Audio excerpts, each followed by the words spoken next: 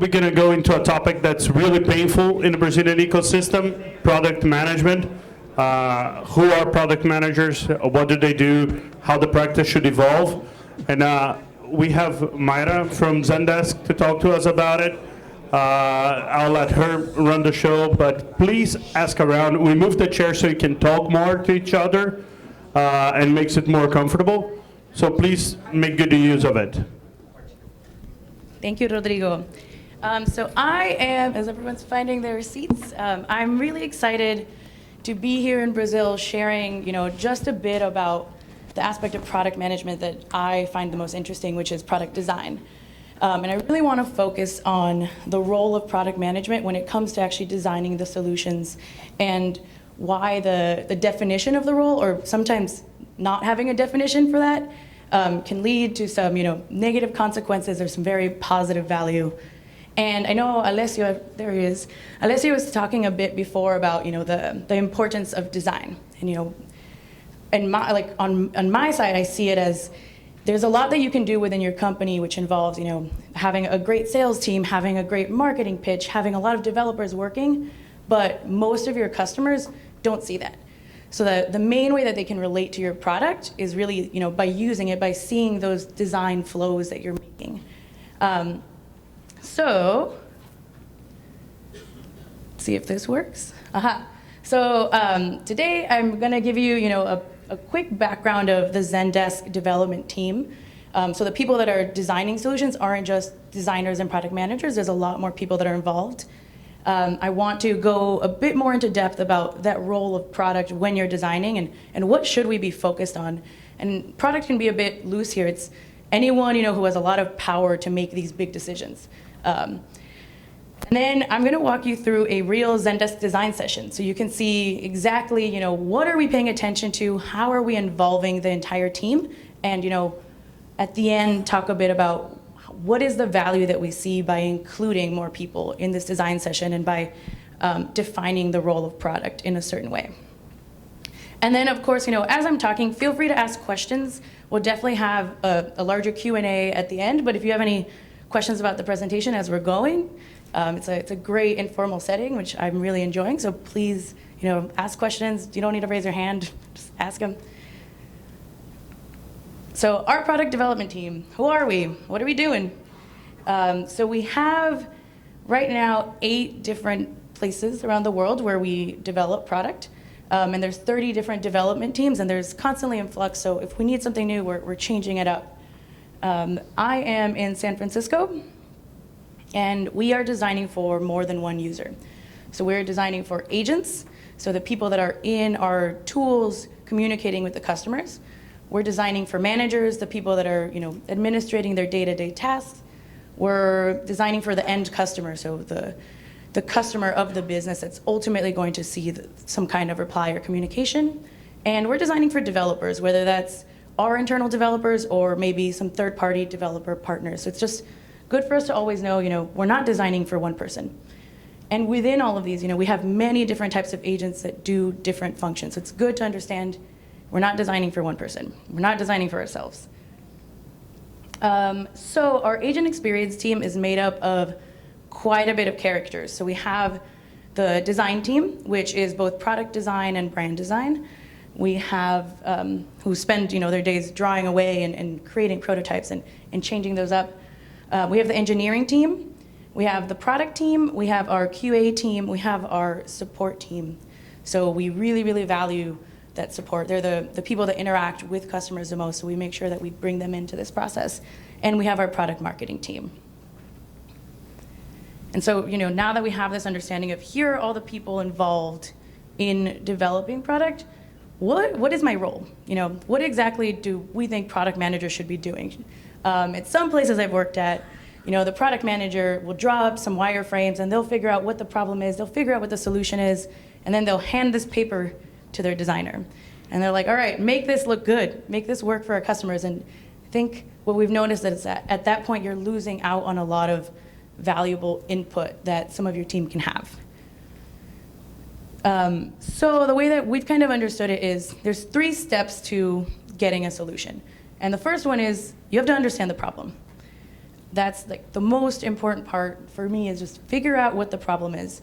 That second step is you're designing the solution. You're like putting, marker to paper, you're putting things in, maybe a small prototype. You're trying to design and validate. And then the last part is, you start building. So we're kind of constraining the role of product to be very, very heavily in this first portion, which is we are, day in and day out, I'm trying to understand what our different users are trying to do. So I do that by, direct customer feedback. I am in all of our customer emails. I go in and read them when it has something to do with some kind of feedback I want to understand. We're lucky to have a forum where we have a lot of customers proactively coming to us to tell us what they want, to tell us what's not working. So I am on those forums all the time trying to categorize and understand, what exactly is it that they're asking. We have social posts, so people will tweet us or they'll write Facebook comments, and I'm reading all of those. The second type of way that you understand the problem is by doing a lot of proactive research. So I don't expect customers to all come to me and tell me, this is what I want and this is what I need, and you're not supplying this thing that makes my job critical, or that's critical to my job. So I proactively go out, and the whole team and we visit customers about every other week. We'll just go in and watch people work. And this way we can start, understanding what is it that they can't verbalize, that they can't say, but that we can observe, that we can improve on. We do this, as well with just metrics. We understand, what are the things that we're seeing some issues in, or what are the things that we can see some gains in. Let's start, measure everything. We just make sure that we track everything and we start analyzing. We have quite a few research sessions as well, so very specific, like asking them questions. And then a really important one, which is the internal pipeline. So like I said, you have your support team, we have our success team, and we have our sales team who interact with customers very, very frequently, and their feedback is extremely important. So we make, we have regular ways to communicate with them. What are you seeing? When you're not closing a sale, why? Why are you not closing a sale? And how can we as product team, how can we think of that and understand that problem a bit better? So this is kind of where I see the role of product at Zendesk, is we are understanding that problem. So now, when we get to that second stage is, we're ready, we understand the problem, we understand the types of users that have this problem, we get out our papers and markers, and you bring everyone into the room. So this summer, we had a design session, which is around our comment stream. So we have in the support product, which allows agents to have one-on-one conversations with customers. And the way that they're having a conversation is they have a field where they can write comments and reply back. And then below that is a history of all of that entire conversation. And so from all of that research that we were doing, we noticed, hey, there's a few problems here. People are saying it's messy, they're saying it's cluttered. We went out and we visited customers just to understand, how is this costing them time? How can we make it more efficient? So this problem is pretty general, and that's normally what we got from feedback, is very general. So in that process of understanding the problem, now as the product manager, I'm kind of sharing all of this information with the rest of that team that you saw, with design, with our developers, with our QA. All of those people are in the room, and my goal in this design session now is to really, really have them understand what that problem is and really feel it, really have the empathy for the customer. So we start off with those goals, and our first goal is always leave here understanding the problem. If there's one thing we can do, understand that problem. And then after that is we have kind of a general idea of scope, and we need to have something actionable by the end of the session. So the second step is personas. Like I said, we build for agents. There's not one type of agent. We have agents that use their phone a lot and are on calls with customers. We have agents that are almost like they're almost like managers, and they're helping other agents do their tasks. So we really want our team to understand who are these different types of users within this category. Use case review. So we look at, we said the problem for this summer was our comment stream is cluttered. So we really wanted to get into the nitty-gritty of, what are the specific ways in which this comment stream is cluttered? And I'll show you a specific example from the summer. We talk about customer highlights. So we show it's like 15, 20 minutes of just, here's customer, and we have their picture, and we have a quote from them, and just, we dive into the very, very specific problem. Like I said, we're not trying to solve a big, broad, general problem that normally doesn't work. We're trying to solve, something that's real and that's happening to real people. And then we talk about scope. The one area where this could have gotten tricky if you didn't talk about scope is, we could be talking about a solution to the comment stream, but someone could have built, their answer could have been a drone that, sends something to the agent. So we really want to make sure that scope is tangible and real and something we can accomplish. And then we walk through, what is the existing part of the product? So in this case, it was walking through that existing stream that everyone said was cluttered, so that everyone can be on the same page and make sure they understand what we're talking about. And this can be pretty much whatever it is that you're trying to focus on in the product. Just make sure that whoever's designing for it goes through that in entirety, and everyone goes through it together, so you can have the same general understanding of what you're looking at when you're thinking about. It's pretty interesting, the number of times when you talk to either a developer or a designer and you're like, oh yeah, I'm talking about that thing, and then later you both draw completely different pieces of the product and you're like, oh, we were not talking about the same thing. So this really, really helps minimize that confusion. And obviously, one of the things we do is we talk about the competition. So we check out their site, we figure out what it is that we have, what it is that is our value there, what do they have that we maybe don't have that could be adding to something in the product. So we'll go through a few of these specifics just so you can kind of get a sense of what it is that we're actually looking for. So these session goals, they're mostly meant so that everyone in the room, and I think that's the biggest part of this first section, understanding the problem, is you want to make sure that your entire team, they know why they're there, they know what they're doing, and they know what is expected of them. So we tell them, this is the goal for the session is that you have an understanding of this problem, that we come up with a solution that's within reason and we can make happen. We started prototyping, so not just having design, but as we're having this design, we kind of start to the first phases of building whatever it is that we're thinking about. So we want to make sure that our engineers know we're going to be coding. Like, this is something that's going to move quickly, and we want to start developing. And then, just giving them an idea of, and this is where, as product management, you kind of have to decide, how does this fit into our roadmap? How much time do we have? How much effort can we put into this? And you kind of give them an idea of that scope. What is it exactly that we need to come out of this? What is the problem that we're solving there? And like I said, just a few of the use cases that we talked about, and we get pretty granular. So people, were having a lot of trouble parsing through really long comments. They were also having a lot of trouble, quickly grasping the summary of the ticket. So just making sure that everyone in the room understands that, it's not just a problem that, hey, this comment stream is messy and I can't do something. It's like, here are the specific reasons that our customers are telling us. This is exactly what they're having a problem with. And we leave this up on the board so that they can continue to get a sense of, what are we solving for? This is kind of a snapshot of one of our customer highlights. So Jonathan, who is very active in our forums, was kind of giving us a quote about the specific problem with the comment streams. And I really like to show these to our entire team so they can start developing that empathy for the customer. And like I said, we give them a lot. There's like 15, 20, sometimes I bring up 30, just make sure that they understand, there's customers that aren't in the tech sector that we have that are asking for these things. There's customers that are smaller organizations, just giving them a wide breadth of who are these people that are having this problem. And then lastly, we really want to understand the scope. What is it that we can build, and what is it that is completely out of scope and we don't have time for, or too complex that we really don't want to deal with, or just isn't going to solve the problem at hand.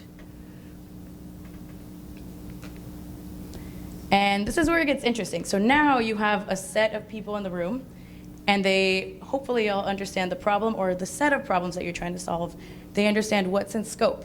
So what we do is we go out and you grab just a bunch of paper and markers, and you split up the team so you have a designer kind of on each team. So at this point, there's developers in the room, there's a lot of different teams in the room, and we give everyone this paper and we say, okay, for the first 15 minutes, no talking. We have those use cases up on the board of what people are having problems with, and now you draw.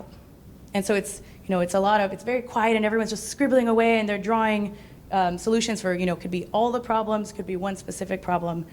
And so what happens is after that, we bring those groups together and they share, what do they draw as a solution for, this comment stream is extremely, this is a really long comment and it's in the way of everything else. We kind of share, everyone goes around and shares what they thought of as a solution.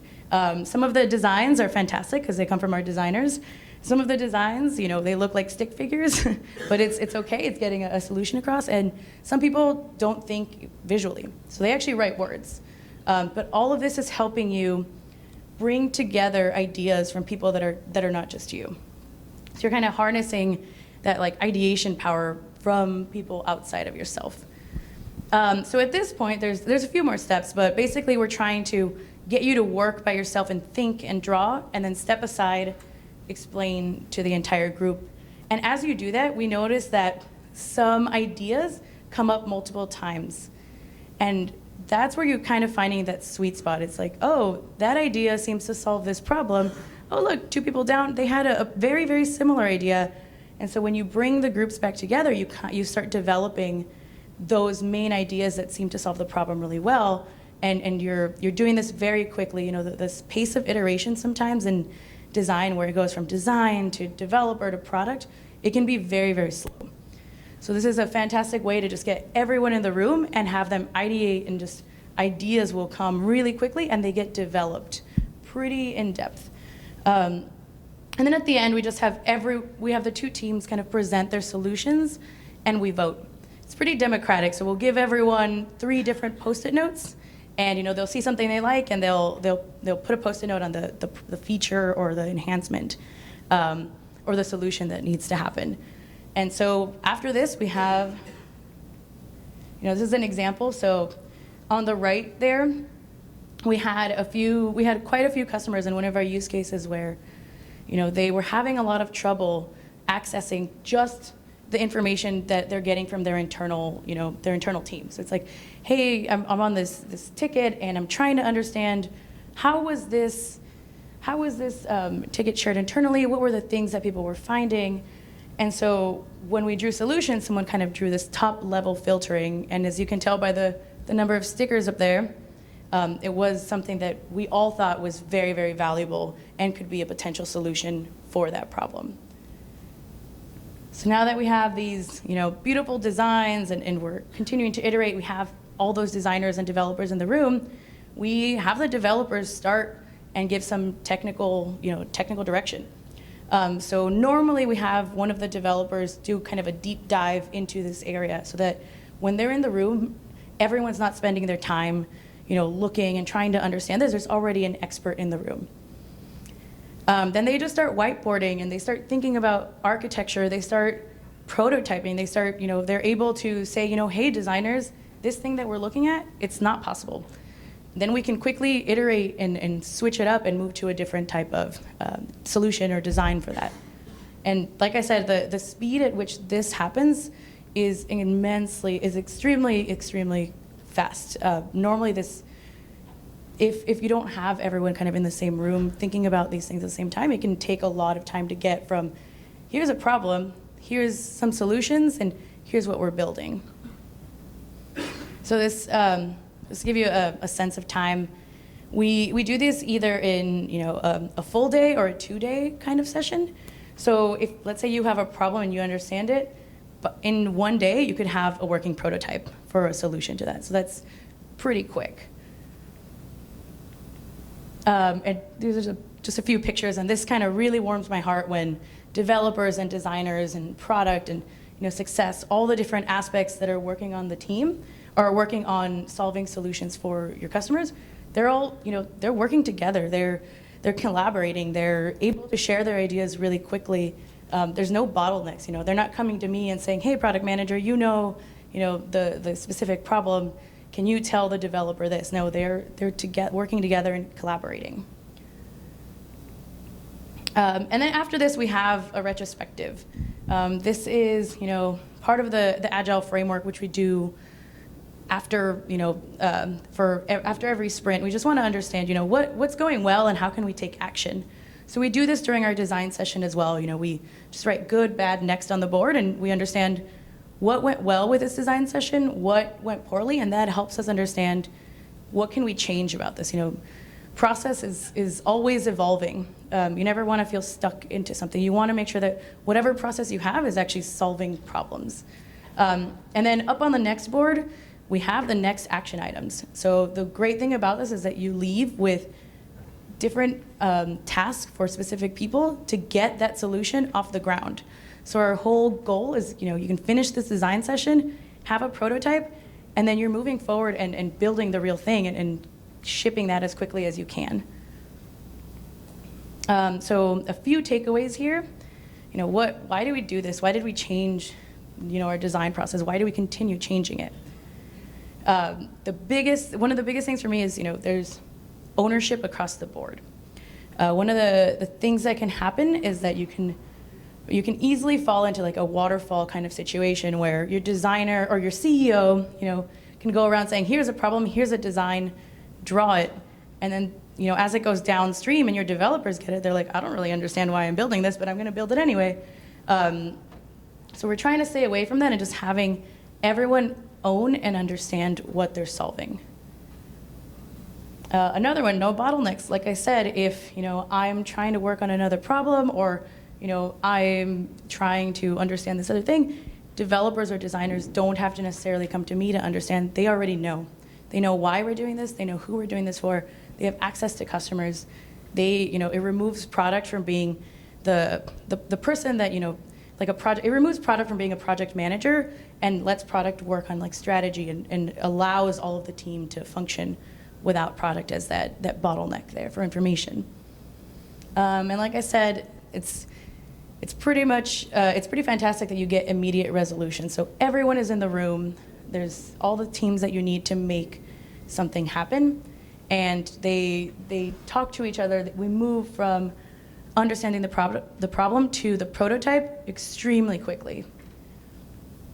And another one that we've learned recently when we started adding that technical architecture session at the end is the time for developers to ramp up decreases significantly when you have just one engineer do some research beforehand. Now you're putting everyone in the room and you're giving them access to a person who knows, they just know this now, so they can teach everyone and ramp them up very, very quickly. So you're not wasting a lot of developer time just like, going through the code and reading and just trying to understand what is it even that we're going to build on top of. And a pretty big one is sometimes when designers or developers or anyone on the team does the same thing day to day, people turn their brain off of it. Or they're checking their email from 8 in the morning to noon and they're doing something else. So this is a really great way to not have any interruptions, help people be extremely creative, and they just turn their brain on. When you take someone out of their everyday situation, they're just so much more excited to contribute and to understand. Right? And then I think another important one, especially when you're the CEO or you're leading your team, you're casting a wider net for these solutions. So it's not when the solutions are coming from one person, you're really seeing the world as yourself. But when you're casting that net out and asking your team to join you in that discussion, everyone's seeing the world differently. So for this specific one, we had people that used a variety of different tools. So developers and designers and product used completely different tools. And the way that they were drawing and designing for a feature where you can pin a comment was entirely different. Just because we're exposed to such different things. They also have the focus of the teams. We recently are working with our app framework team. And the way that they see the journey of the user is extremely different from the way that my team sees that journey of the user. So together, we're able to have a more holistic picture of, how are we developing this solution for the person? And then another big one, and I think you guys understand here in Brazil, is worldview. All of the different people on our team have just a slightly different understanding of the world, and that really comes across in some of the designs.